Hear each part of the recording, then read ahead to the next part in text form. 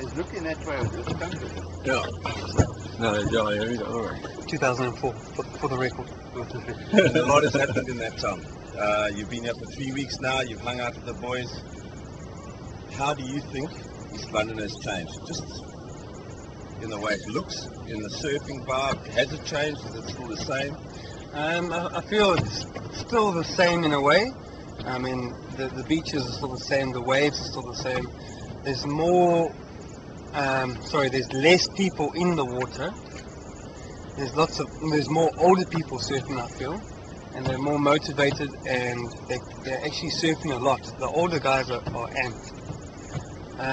The difference I see in East London is that there's not many kids and youth coming in the water.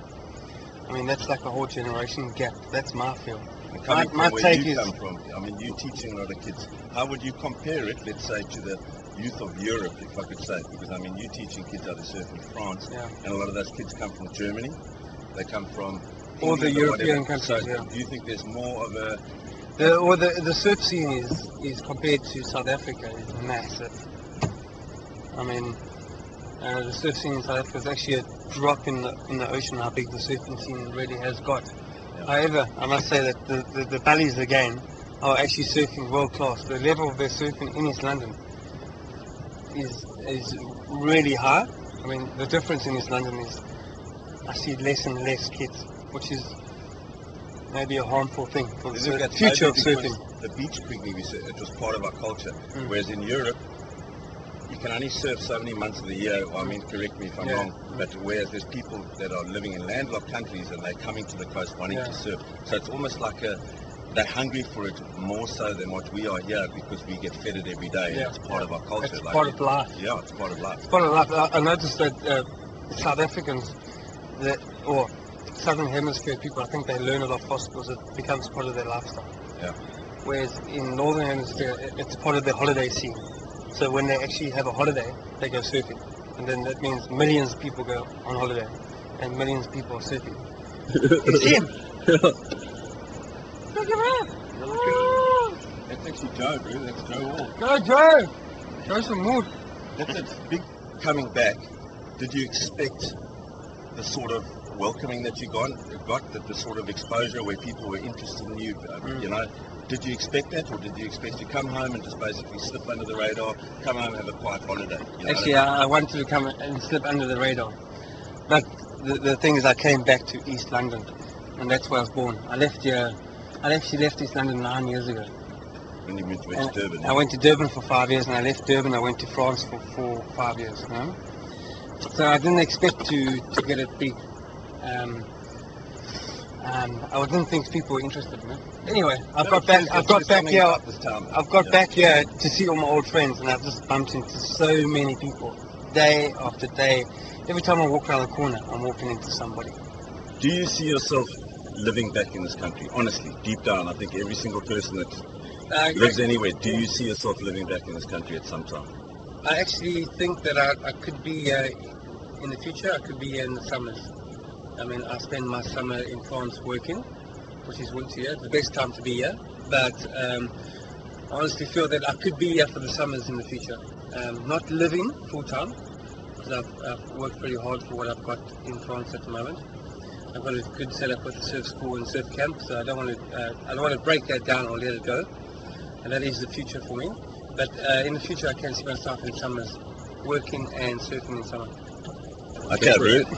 3 weeks. Tell us about the waves you surfed. I mean, I've shot you at the ledge in the Kenaway, which was, like you said, it might be on. And I mean, in the 25 minutes, we actually got some of the best photos that we got of you, you know. But that just says something about your surfing. You can make something.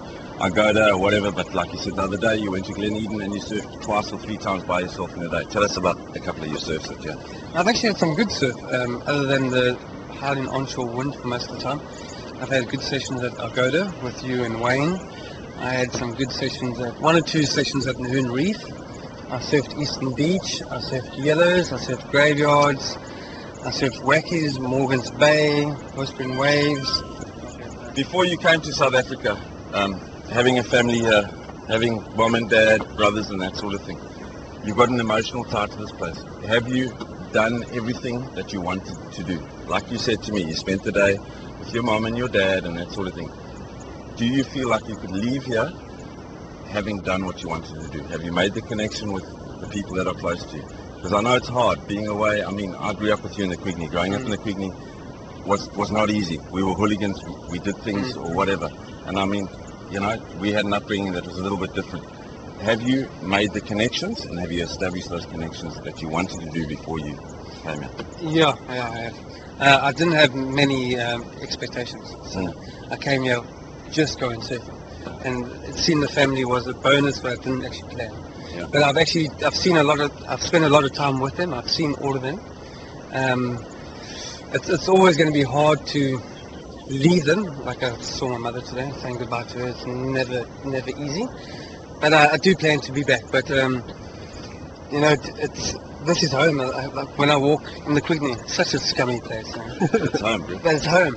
I mean, the Quigney might have sold themselves out, you know. The Quigney made you the person that you are. That's why you can't get on with anybody in this world. That's why you can go to any place. Walk there, you know? You can walk anywhere on this planet, and it's like Nick Park said in his article. He's the type of person you put him in any situation, and you make it your own. Yeah. And that is because of your upbringing. Yeah, yeah. Because I'm more categorized with the Western world. Exactly. Okay.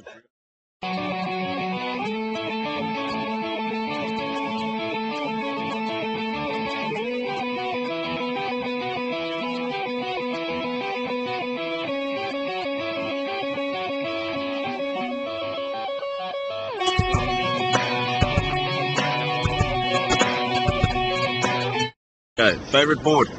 Planker. Okay, on.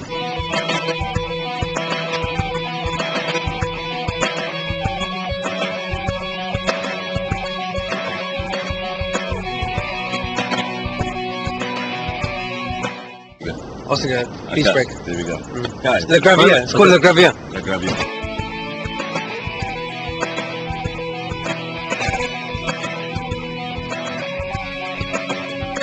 Massive. I mean, really high, and I think they really motivated the buddies, the older guys.